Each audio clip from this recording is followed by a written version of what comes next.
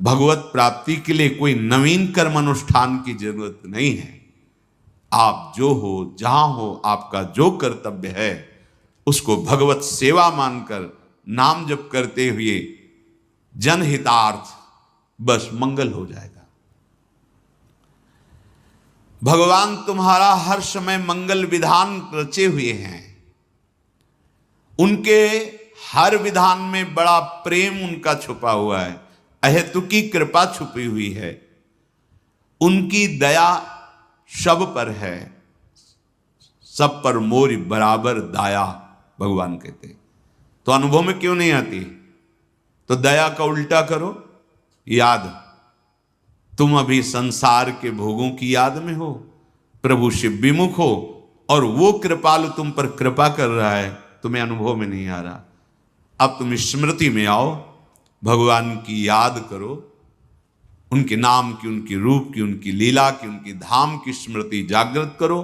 तुम्हें दिखाई देगा कि भगवान की प्रतिपग हमारे ऊपर एक एक कदम पे कितनी संभाल, कितनी दया, कितना दुलार है। वो सर्वशक्तिमान, वह सर्वज्ञ, वो नित्य निर्भ्रांत है। उनको कोई संशय थोड़ी है कि अरे बड़ी भूल हो गई, हमको ये करना चाहिए था आपके लिए, पर भूल से हमने ये विधान कर दिया। वो निर्भ्रांत हैं। उनका जो कुछ भी विधान तुम्हारे लिए है बड़ी मंगलमयी, भगवान की रचना से आया है विधान तुम्हारा मंगल करने। तुम्हारी इच्छा के विपरीत हो सकता है, क्योंकि तुम ना तो सर्वज्ञ हो और ना दूर दृष्टि वाले हो। तुम माया दृष्टि से, शरीर भाव से ऐसी इच्छा करते हो कि ये हो जाए तो हमारा मंगल हो जाएगा, पर भगवान सर्वज्ञ हैं, दूर दृष्टि, परिणाम दृष्टि को जानते हैं। आप भगवान को अपना माना है और आप उनसे मांग की है, वो देख रहे हैं कि ये मांग इसको हमसे विमुख कर देगी, वो नहीं देंगे, वो विपरीत परिस्थिति पैदा कर देंगे। जब आपका कपड़ा गंदा हो जाता है तो आप उसे साफ करते हैं ना, ऐसा तो नहीं कि पानी में डाला निकाल दिया हो गया, नहीं, उसको रगड़ते हैं जहां दाग लगता है, उसमें पदार्थ डालते हैं जिससे दाग छूटे। तो अंतःकरण जब ताप से युक्त होता है तो पाप नष्ट होते हैं। जब आप भजन करोगे गंदे आचरणों को छोड़ के, तो पहले ताप प्रकट होगा जो अंदर के पापों को अनर्थ निवृत्ति करता है। उस समय सत्संग की आवश्यकता है। धैर्यवान रहो और नाम जब बढ़ाते रहो, बिल्कुल दुख सुख की परवाह ना करो, जीत जाओगे। पर वो अज्ञानी जीव समझता है कि 4 दिन हम ऐसा कर ले तो सब, वैसे वो 4 दिन भी व्यर्थ नहीं जाएंगे, तुम्हारे जीवन का बहुत बड़ा मंगल विधान करेंगे, पर वर्तमान में तुम्हें अनुभव में नहीं आएगा। जैसे बहुत दिनों का भूखा 4 कवल खवाकर छोड़ दो, यद्यपि उसके प्राण पोषण का काम करेंगे, पर उसकी भूख नहीं मिटेगी। कल्याण के स्वरूप भगवान जानते हैं कि तुम्हारे लिए विधान क्या है। सच्ची मानिए, वो जो भी कर रहे हैं बहुत कृपा करके, कम हमारे जो दंड मिलना चाहिए बहुत कम करके भुगता के हमें निर्मल कर रहे हैं।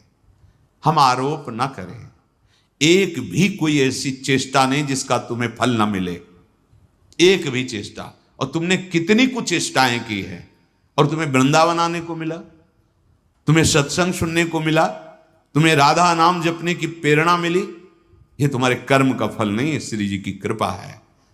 श्री राधिका कृपा बिनु सबके मनन अगम्य, ये सत्य है। एक बार तुमने राधा सुना, बोला भी नहीं, ये सुनना ही तुम्हारे लिए महामंगल की नींव पड़ गई। जब परिणाम आएगा तब देख लेना। अभी आप वर्तमान में आनंदित हो जाएं, इसके लिए निरंतर राधा राधा राधा, और पूर्व जो रच चुका है हमारे लिए शरीर के साथ सुख दुख विधान, उसको सह जाओ। बहुत कम में आएगा और सहने की सामर्थ्य भी मिलेगी, और आगे परमानंद है। अभी आप पापाचरण कर रहे हैं, बड़ा सुख अनुकूलता चल रही, भूलो मत, भूलो मत। तुम्हारे पुण्य नष्ट किए जा रहे हैं, तुम्हें महान दुख प्रदान करने के लिए। पाप कर्म करते हुए सुखी और फूल रहे हो, वो पुण्य नष्ट हो रहे हैं। पाप नया तैयार हो रहा है, पुराना तो स्टॉक है ही। जब दोनों का संयोग होगा तब तुम्हें पता चलेगा। इसलिए वर्तमान की परिस्थिति को भजन से मत नापो। तुमसे भूल हो सकती है, भगवान से नहीं, वो सर्वज्ञ हैं। तुम अपना मंगल जो सोच रहे हो अमंगल हो सकता है, भगवान जो तुम्हारा मंगल सोच रहे हैं उससे नहीं। विश्वास करो, भगवान कभी, पूज्य राधा बाबा के शब्दों में, कि भगवान की ताकत ही नहीं कि वो अमंगल कर सके। जैसे सूर्य की ताकत ही नहीं कि अंधेरा कर सके। भाई सूर्य भगवान विराजमान, दिखाओ अंधेरा, तो कहेंगे हम जाएंगे तभी अंधेरा होगा, हमारे सामने तो अंधेरा हो नहीं सकता। तो भगवत विमुख का अमंगल हो सकता है, भगवत सन्मुख हो तो भगवान की भी ताकत नहीं कि अमंगल कर दें। नहीं बोले भगवान मार सकते हैं, तो जिनको भगवान ने ऐसी लीला की उनको वो पद मिला जो मुनिजनों को मिलता है। बड़े बड़े साधन परायण तपस्वी मुनि जिस पद की आकांक्षा करते हैं, भगवान ने जिनके साथ ये उद्धार लीला की, वो मुनिजन वांछित परम पद को प्राप्त हुए। भला अमंगल कर पाए? भगवान अमंगल नहीं कर सकते। अगर भगवान को कहा जाए कि तुम्हारी ताकत हो तो हमें हमारा मंगल करके दिखाओ, तो भगवान हार जाएंगे। भगवान मंगल भवन है, वो अमंगल कर ही नहीं सकते। हां, भगवत विमुख होने पर अमंगल हो जाएगा। तो तुम उपासक हो, भगवान की असीम शक्ति है, उस असीम शक्ति में सब कुछ सहज में करने की सामर्थ्य है, पर वो तुम्हारी इच्छा के अनुसार नहीं कर रहे।